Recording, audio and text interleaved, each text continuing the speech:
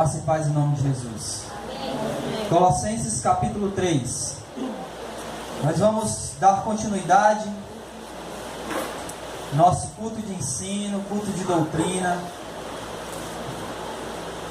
nessa exposição da carta de Paulo aos Colossenses. E hoje nós iremos estudar a partir do versículo 5, do versículo 5 ao 11. Quem achou diz amém. Amém. Quem não achou diz misericórdia. Amém. Todo mundo achou, né? Vamos ler a partir do versículo 5.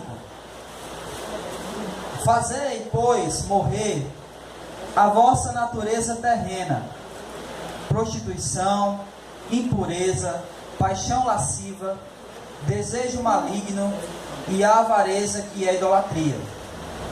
Por estas coisas é que vem a ira de Deus sobre os filhos da desobediência. Ora, nessas mesmas coisas andastes vós também noutro tempo, quando viveis nelas. Agora, porém, despojai-vos igualmente de tudo isto: ira, indignação, maldade, maledicência, linguagem obscena do vosso falar.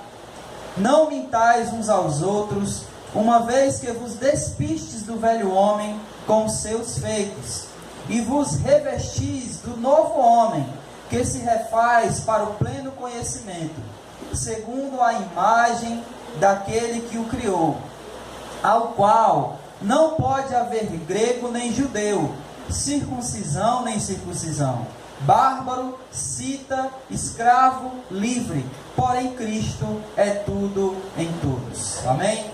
Vamos orar. Soberano Deus e Pai, no nome de Jesus, nós mais uma vez, Senhor, para a glória do Teu nome, nos reunimos para Te adorar. Aleluia. E a nossa adoração, Senhor, através dos louvores, nós já fizemos, e em nome de Jesus queremos continuar a nossa vida como uma vida que louva o Teu nome. Em outras palavras, queremos que a nossa vida seja uma vida de adoração, seja uma vida de culto prestado ao Senhor. E para isso, Deus, nós Te clamamos, nós Te suplicamos que nos ensine através da Tua palavra. Nos ensine a como nós devemos andar como igreja. Nos ensine a como nós devemos nos portar como verdadeiros filhos de Deus. Nos ensine através da Tua palavra como nós devemos ser, como nós devemos nos comportar como servos de Jesus. Faz assim, Pai, que através da Tua palavra nós possamos encontrar ensinamentos que faz com que nós venhamos a nos tornar mais parecidos com o Senhor. Em nome de Jesus, Senhor, nos usa para isso. Usa-me, Senhor, para que através de mim o Senhor, e somente o Senhor, ensine a Tua igreja a como ela deve se comportar. E que esses ensinamentos venham ser eficazes, Senhor, em primeiro lugar em mim. Que o Senhor me ensine e que o Senhor ensine a todos nós como nós devemos ser. Em nome de Jesus é que oramos e desde já Te agradecemos, hoje e sempre. Amém, Jesus. Glória a Deus. Nós estamos tratando sobre as heresias que o apóstolo Paulo estava combatendo na igreja aos Colossenses, na cidade de Colossos. E a gente vem falando sobre isso durante todas essas semanas que a gente vem estudando a carta aos Colossenses. Nós já falamos sobre a heresia de religião de mistério, onde eles cultuavam outros espíritos, cultuavam os anjos e outras coisas. Nós já falamos sobre os judaizantes, os legalistas, já falamos sobre os gnósticos, nós já falamos sobre todas essas heresias que estavam acometendo a igreja em Colossos. E essas heresias, elas ofereciam, por assim dizer, uma maneira de aqueles irmãos se tornarem mais próximos de Deus. de aquela igreja ela se tornar mais madura e mais santa, por assim dizer, mas mediante a uma série de normas, série de regras que eles haviam imposto para aquela igreja. E eles diziam: olha, se vocês fizerem assim, se vocês cultuarem os seres espirituais, se vocês guardarem essa lei, se vocês forem pessoas com rigor ascético muito alto, vocês estarão se tornando pessoas mais próximas de Deus. Vocês se tornarão pessoas mais santificadas. Vocês serão mais maduras na fé, simplesmente se vocês obedecerem essas coisas. E o apóstolo Paulo, ele vem tratando, dizendo que, na verdade, essas coisas que eles estavam propondo, obedecer essas coisas que eles estavam propondo, nada disso tinha poder nenhum contra a sensualidade. E se você olhar comigo aí na sua Bíblia, você vai ver o apóstolo Paulo dizendo isso no capítulo 2, versículo 23. Ele diz: tais coisas com efeito têm aparência de sabedoria, como o culto de si mesmo, todavia não tem valor algum contra a sensualidade. Então Paulo, ele está dizendo que aqueles ensinos, aquelas coisas que eles estavam passando para a igreja, aqueles ensinamentos de guardar, de observar determinadas regras, nada disso tinha valor algum contra o pecado da sensualidade. Nada disso tinha valor. E aí, no capítulo 3, do versículo 1 ao 4, Paulo propõe de forma prática o que aqueles irmãos deveriam fazer. E foi o que a gente viu na semana passada. Aqueles irmãos deveriam estar com o foco aonde? Nas coisas do alto. Eles deveriam olhar para as coisas do alto. E eles deveriam fazer isso porque a nossa vida é o quê? A nossa vida é o quê? É Cristo. Já esqueceram da semana passada? Nós temos que olhar e temos que dar prioridade para as coisas do alto, porque a nossa vida é Cristo.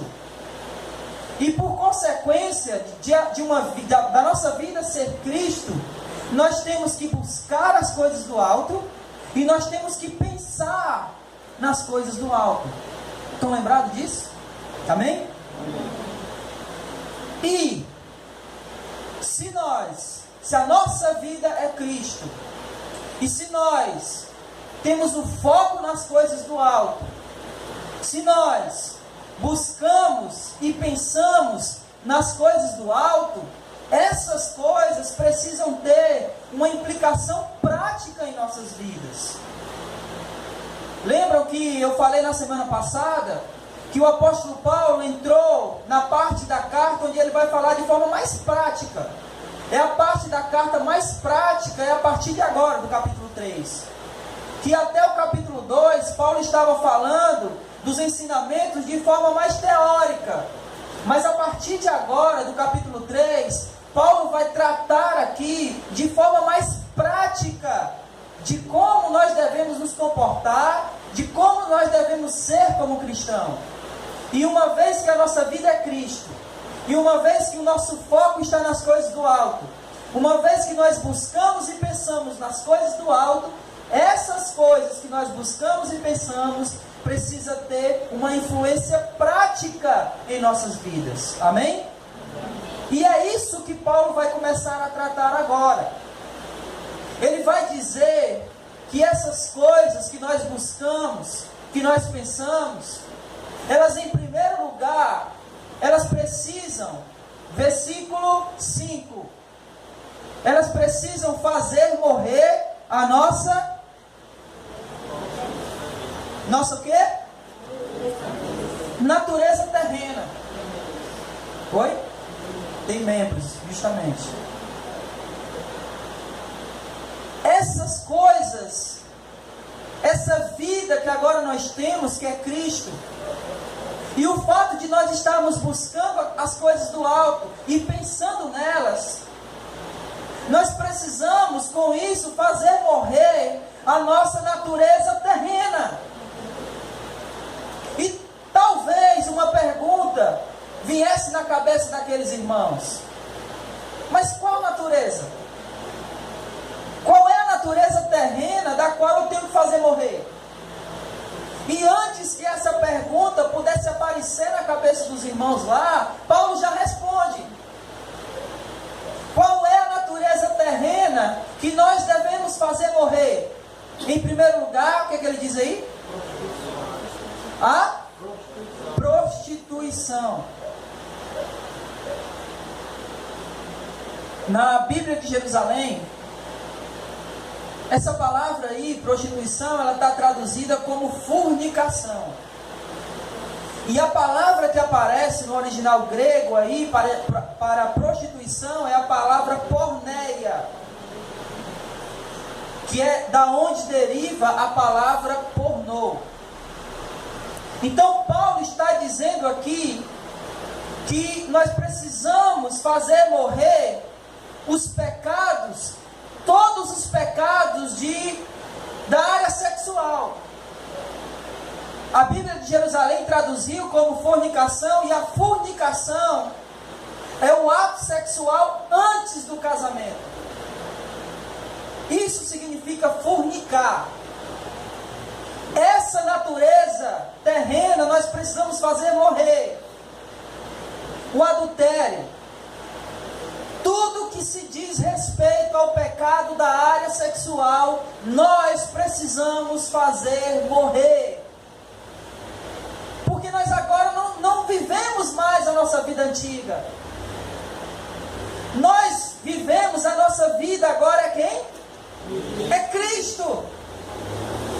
Você já imaginou Cristo em nós, vivendo o pecado da porneia? Você já imaginou Cristo cometendo o pecado do adultério? Você já imaginou Cristo cometendo o pecado da fornicação? Não dá nem para imaginar. E se a nossa vida é Cristo, nós precisamos fazer morrer a nossa natureza terrena, que em primeiro lugar é a prostituição. Nos prostituir. Cometer pecados da área sexual de toda a natureza. Isso é prostituição. Isso é porneia. Isso é fornicação. E nós temos que fazer isso porque a nossa vida não nos pertence mais. A nossa vida pertence a quem? A Cristo. É a Ele que a nossa vida pertence. Não vivemos mais para nós, lembra? Não mais eu que vivo, mas Cristo vive em mim. Então, Paulo está dizendo que nós precisamos matar essa natureza que, em primeiro lugar, implica na prostituição, mas em segundo lugar implica também na impureza. Notem que ele vai tratar, em primeiro lugar, de 3 coisas de natureza sexual. Ele fala, em primeiro lugar, prostituição. Em segundo lugar, ele fala o quê? E em terceiro, ele fala paixões lascivas. Tudo está ligado à área sexual. Se a questão da porneia ou da prostituição são os pecados da área sexual, quanto mais a pessoa comete esse pecado, mais ela pensa nele. E quando ela pensa, isso é o quê? Impureza. Impureza.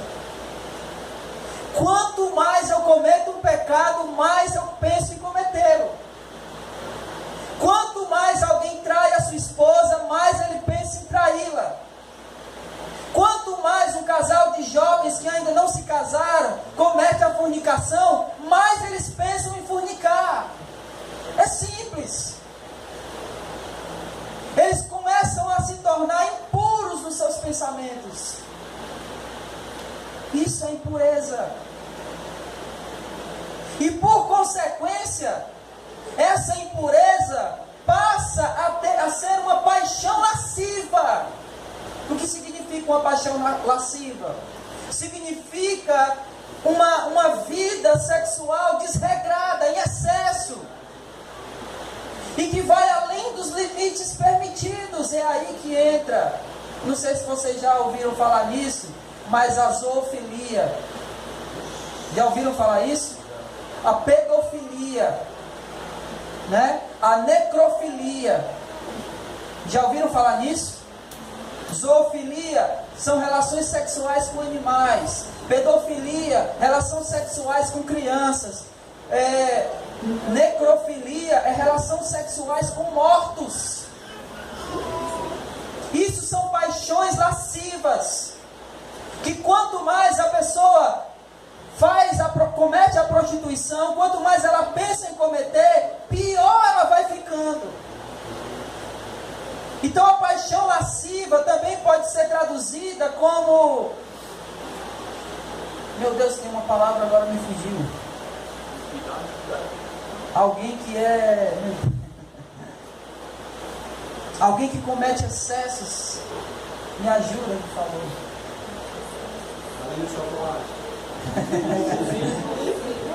Não, mas na área sexual é alguém que quase veio a palavra, quase isso, é um sinônimo disso. Pervertido. Pronto, é essa palavra. Ela se torna pervertida. E entre outras coisas que eu posso citar aqui, eu poderia citar a homossexualidade, também seria uma perversão. Seria uma paixão lasciva. Vocês estão percebendo que uma coisa leva a outra? A prostituição leva à impureza, e a prostituição e a impureza levam a paixão lasciva. E é esse tipo de coisa que nós precisamos fazer morrer. Mas sabe o que mais me assusta? Quando eu leio isso aqui, é o início do versículo. Por favor, leiam o início do versículo.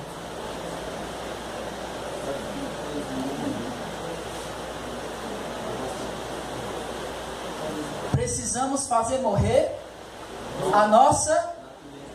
Sabe o que significa? Que todos esses pecados fazem parte da nossa natureza.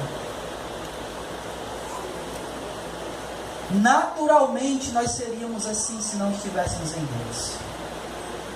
É só você olhar para a sua vida antes.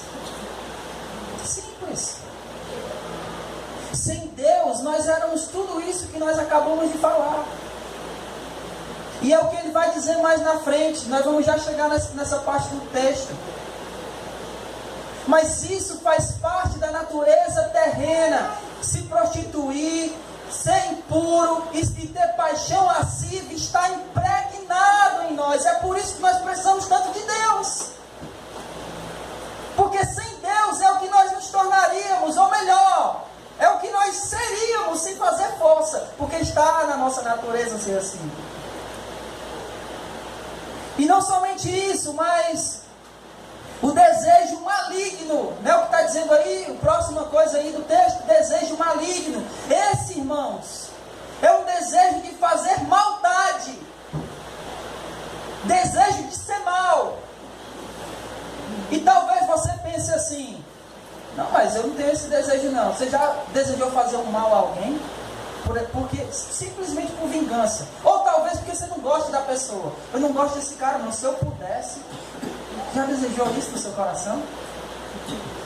Se você é um ser humano como eu já. Desejo maligno, desejo pela maldade. Essa natureza, é isso que nós somos na essência, ou éramos na essência, por causa do pecado. E o que mais? Paixão lasciva, desejo maligno e a avareza. E olhe só o que ele fala da avareza. O que é a avareza? Idolatria. A avareza é amor ao dinheiro. É mais do que uma pessoa que a gente costuma chamar de pão duro. É mais do que isso. É alguém que ama o dinheiro. Notem a ligação que Paulo está fazendo aqui. A avareza, que é a idolatria. Em Em outras palavras, Paulo está dizendo: aquelas pessoas que têm o dinheiro como Deus. O dinheiro é o seu Deus. O dinheiro é Deus. O interessante é que, voltando um pouco aqui, quando ele fala do desejo maligno, são pessoas que estão dispostas a qualquer coisa, inclusive a cometer o mal para ter aquilo que elas não têm. E se nós juntarmos aqui todas essas coisas que Paulo falou, tanto os pecados da área sexual, né, a prostituição, a impureza e a lascívia, como juntarmos aqui o desejo por ter coisas que nós não temos e fazer o mal para possuí-la, como o dinheiro. Olha só como essas coisas estão ligadas. Se nós tivermos dinheiro, a gente pode ter qualquer coisa que a gente tem. Não é isso que geralmente o ser humano pensa? Inclusive a satisfação na área sexual. Se eu tiver dinheiro, eu posso ter. Não é verdade? Então, para ter o dinheiro, o que eu vou fazer? Qualquer coisa, inclusive coisas más. Está vendo como as coisas estão ligadas? Dinheiro, satisfação sexual e a maldade. O apóstolo Paulo, falando para Timóteo, ele diz que o dinheiro é a raiz de todos os males. Ou melhor, o amor ao dinheiro. Então Paulo está dizendo aqui que essas coisas aqui que estão na nossa natureza, nós precisamos fazer morrer. Por quê? Porque o nosso foco não está mais aqui. O nosso foco está aonde? Nas coisas do alto. Essas coisas que nós vimos aqui, que ele está dizendo que nós precisamos fazer morrer, são as coisas daqui. Mas nós não vivemos mais uma vida para nós. Nós vivemos uma vida para Deus. E o nosso foco está lá e não aqui. E se o nosso foco está lá e não aqui, a nossa vida, a nossa natureza terrena precisa morrer. Amém? Amém. Precisa morrer. Nós não vivemos mais, irmãos, escute isso. Nós não vivemos mais por uma busca frenética da satisfação sexual. Nós não vivemos mais numa busca frenética por aquilo que nós não temos. Nós não vivemos mais numa busca frenética por dinheiro. Nós precisamos trabalhar para nos manter. Isso é louvável diante de Deus, mas nós não vivemos em função disso. Não podemos. Quantas pessoas, e eu vou até aqui fugir um pouco, mas quantas pessoas nós conhecemos que morreram tão novas, por essa busca frenética por ganhar dinheiro, e nem usufruíram o que ganharam.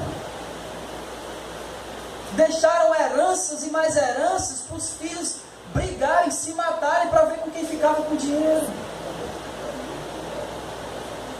Do que adianta?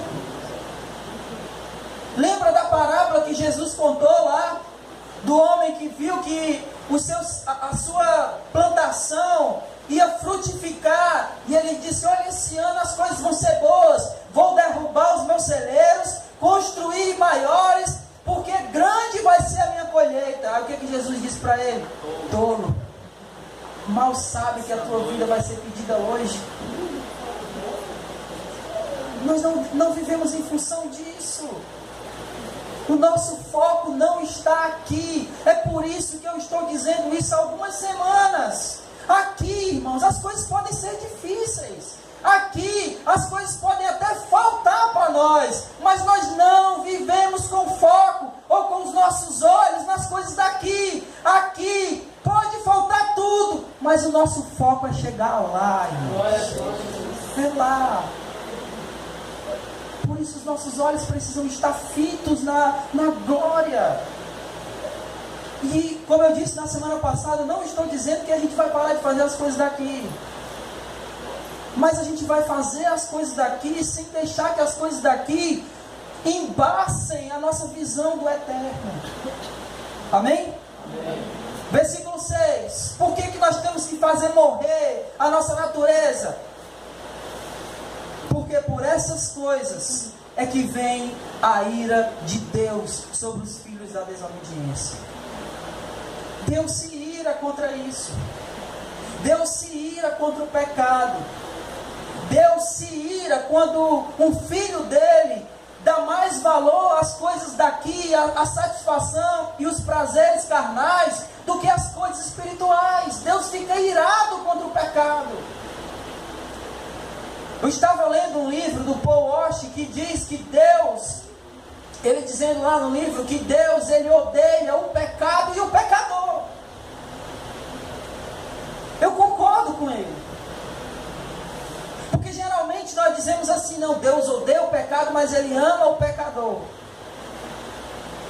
Mas esse pecador que não for remido, Deus vai fazer o que com ele? Vai amar? E vai fazer o que? Vai lançar no inferno. Então o pecado e o pecador, Deus odeia. Só que Deus, ele é tão misericordioso, que ele fez um plano para livrar o pecador.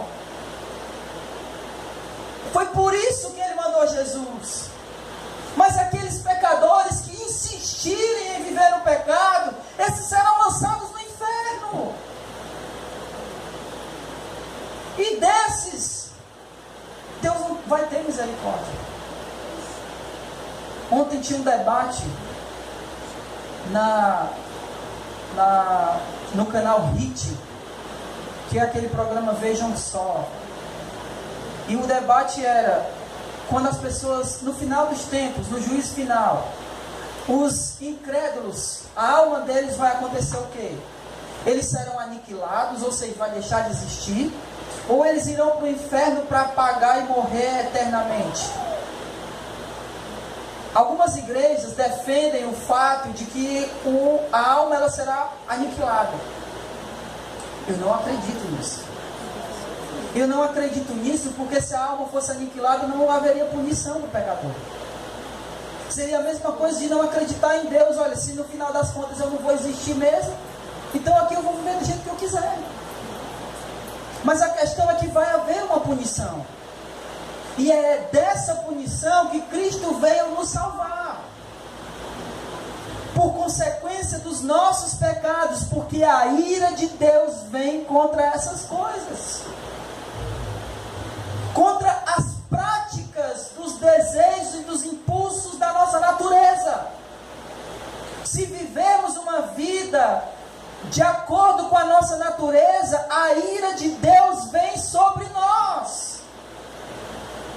Por isso que nós devemos fazer morrer a nossa natureza. Amém? Amém. Versículo 7. E é isso que ele vai dizer, o que eu tinha falado antes. Ora, nessas mesmas coisas andastes. Nessas mesmas coisas andastes vós também no outro tempo, quando vivias nelas.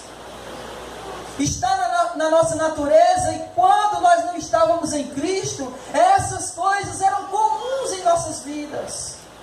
Comuns. Eu não sei quantos de vocês vieram do mundo como eu vim. Mas se você, como eu, veio de um ambiente tão enterrado no pecado como eu vim, vocês sabem do que eu estou dizendo. E praticar essas coisas aqui era comum, era normal. Quantos não enchiam a cara e diziam, mas isso aqui é minha diversão?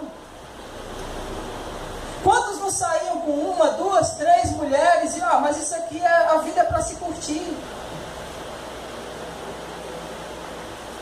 Sobre essas coisas é que vem a ira de Deus, e nós fazíamos essas coisas quando andávamos nelas. A ira de Deus estava sobre nós. Só que,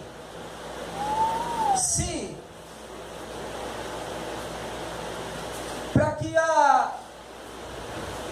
essas coisas tenham implicação prática na minha vida, em primeiro lugar, eu tenho que fazer morrer a minha natureza. Amém? Mas em segundo lugar, versículo 8, nós precisamos agora, porém, nos despojar igualmente de tudo isso. Paulo usa aqui uma outra linguagem. Se ele estava falando de fazer morrer a nossa vida carnal, a nossa vida terrena, agora ele está falando como se fazer isso fosse que nem trocar de roupa.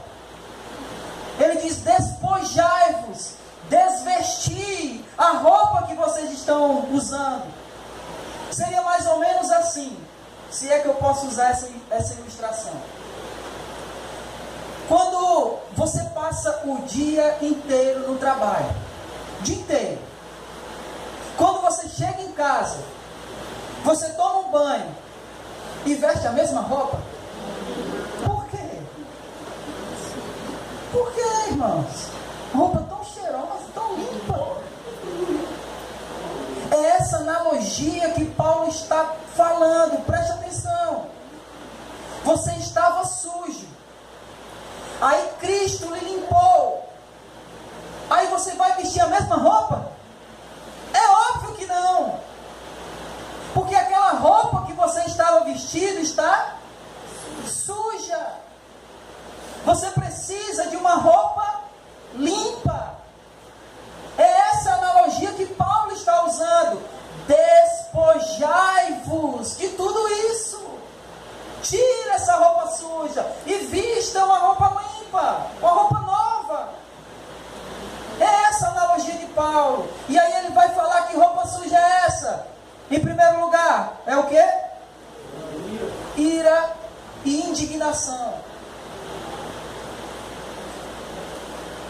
Algumas pessoas poderiam dizer o seguinte: é pecado se irar, mas Deus não se ira.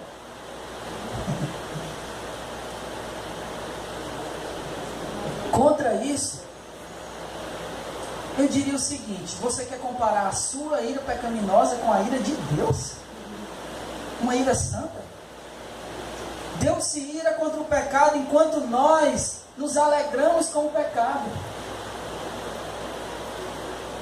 E aí nós queremos comparar a nossa ira com a ira de Deus? Quem somos nós? A nossa ira, ela está impregnada, assim como a indignação, do pecado. Geralmente nós nos indignamos e nos iramos quando alguma coisa nos ofende. Quer ver uma coisa? Um exemplo bem simples. Quando alguém nos chama por um apelido que a gente não gosta, você fica como? Como é que você fica? Indignado, irado. Mas aí alguém fala um apelido com uma pessoa que está do teu lado, o que é que tu faz? O que é que tu faz? Tu se indigna? De jeito nenhum, tu cai na gargalhada. Geralmente nós nos indignamos e nos iramos contra as coisas que são contra nós, contra os outros. Não é comigo. Geralmente a indignação, e Paulo vai começar a tratar, aliás, ele já está tratando isso. A indignação e a ira produz rompimento em relacionamentos. É isso que acontece. Quando nós agimos de forma irada, quando nós agimos conforme a nossa indignação, geralmente nós produzimos um rompimento nos relacionamentos. É isso que Paulo está falando aqui. Se dispa disso, porque quanto mais você agir irado, quanto mais você agir pela sua indignação, você vai fazer romper relacionamentos. Mas tem mais. Versículo 8. Ira, indignação e o que mais? Maldade.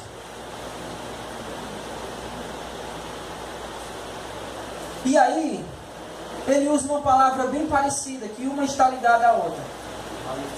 A maledicência. É interessante que a partir daqui, dessa palavra, maledicência, porque lá No original, no grego, a palavra maledicência aí, ela é literalmente blasfêmia. Mas não a blasfêmia contra Deus, mas uma palavra que ofende ao outro, no sentido de ofender a outra pessoa. A partir dessa palavra aqui, maledicência, Paulo vai falar mais umas duas, que está relacionado à língua. Olha só, acompanhe comigo. Maledicência, que mais? Linguagem. E no versículo 9, não mintais uns aos outros. Paulo está aqui tratando de pecados que nós cometemos com a nossa boca. E a linguagem obscena aqui, irmãos, não é apenas o palavrão. Não é. Mas é tratarmos ou ofendermos outra pessoa, falarmos com grosseria, falarmos com abuso, que pode ser usando palavrão ou não. Isso é linguagem obscena. É quando eu me dirijo a você de forma abusiva. É quando eu me dirijo a você de forma ignorante, estúpida. E isso eu posso usar palavrão ou não. Isso é linguagem obscena. E no versículo 9, não mintais uns aos outros. Notem que tudo isso, a blasfêmia. O que mais? Linguagem obscena. E o que mais? A mentira. Tudo isso faz o que com os relacionamentos? Quebra. Porque a mentira gera desconfiança, ou pelo menos quebra a confiança. Paulo está tratando de relacionamentos também. Porque em primeiro lugar, tudo isso vai quebrar, em primeiro lugar vai quebrar o nosso relacionamento com quem? Com Deus.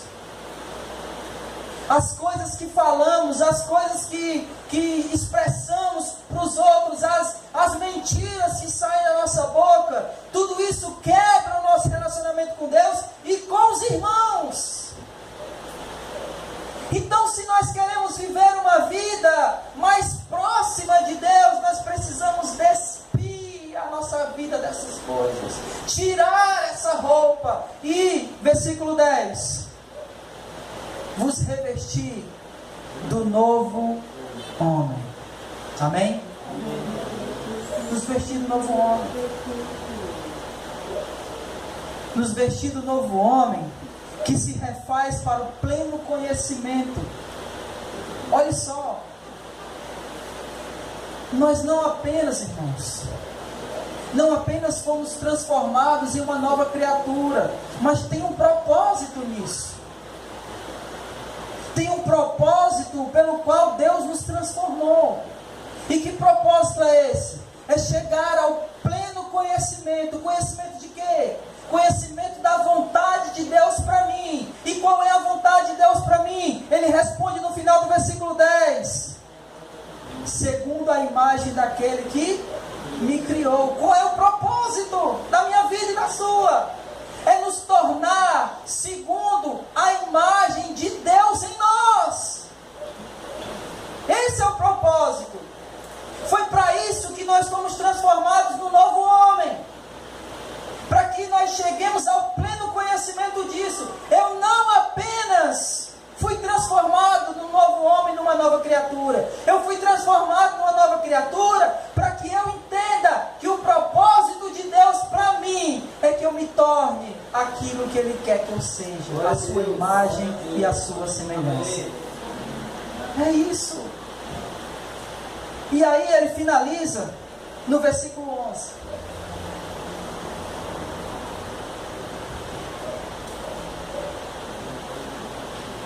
Ele diz: no qual,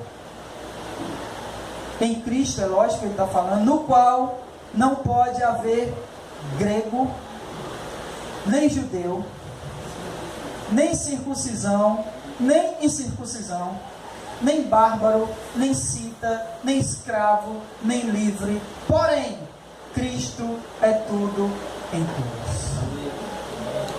Do que Paulo está falando aqui? Ele está falando de uma unidade. Que se nós fizermos morrer a nossa natureza, se nós nos despirmos do velho homem, nos vestirmos do novo homem, e entendermos que o propósito de Deus para nós é nos tornarmos a imagem e semelhança dele, isso vai fazer com que nós vivamos uma unidade em Cristo, que nós sejamos um. Eu fico maravilhado com isso, porque quando eu leio isso aqui, eu me lembro de Babel, da Torre de Babel. Lá, o povo era o quê? O povo era um. Só que sendo um, o povo se rebelou contra Deus.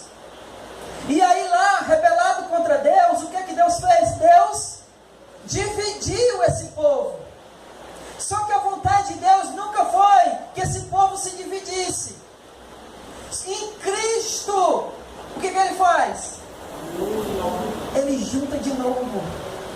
Mas ele junta não no propósito da Torre de Babel, que era se rebelar contra Deus. Ele junta no propósito desse povo que agora é um. Ser a imagem e semelhança de Deus. Que era aquilo que eles sempre deveriam ter sido, desde Adão. Desde Adão. Então quando ele diz que agora não há mais escravo, nem livre, nem bárbaro, nem cita, nem circuncisão, nem circuncisão, ele está falando que nós em Cristo somos um povo. Um. Não existe diferenças entre nós. Uma das coisas que eu acho mais incoerente é quando dois cristãos se encontram e perguntam assim: de que igreja tu é? Como assim? Quantas igrejas existem? Quantas?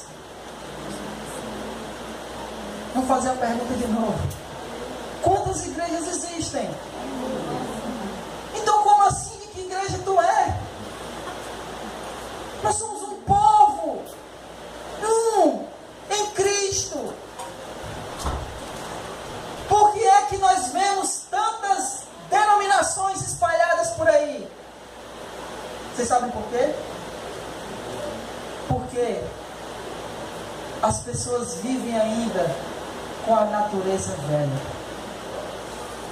buscando seus interesses, buscando satisfazer os seus desejos, e tudo isso gera divisão, quebra de comunhão.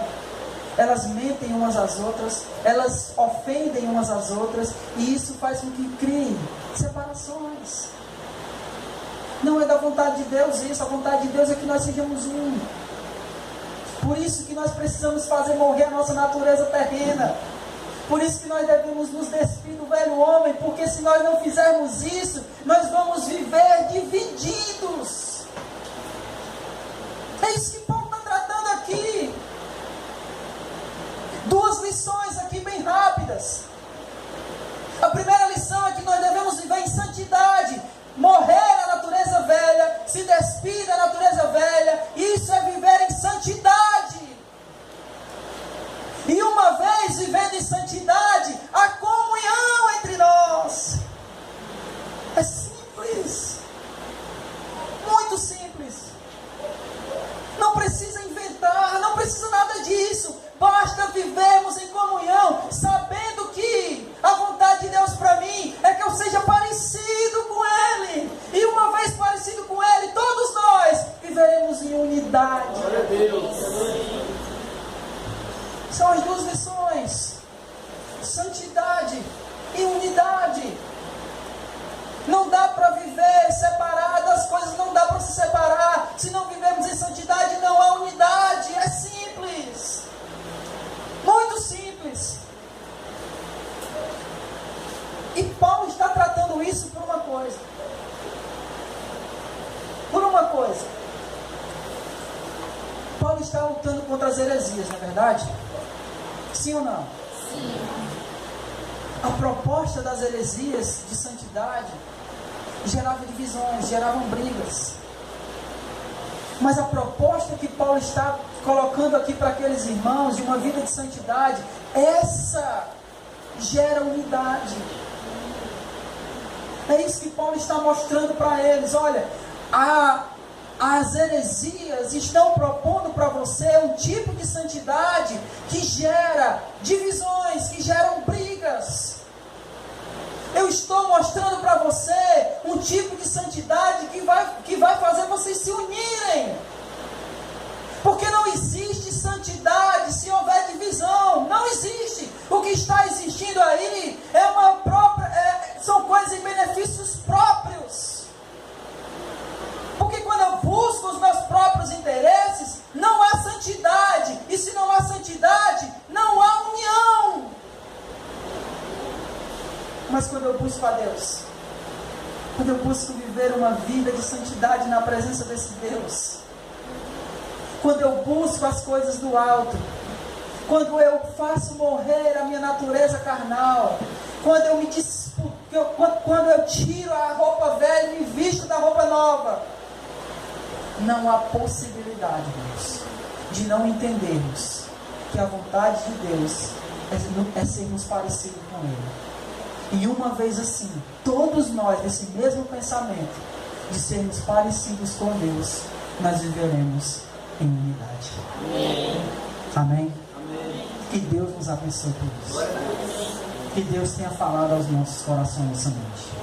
Eu convido a você a ficar de pé e orar comigo.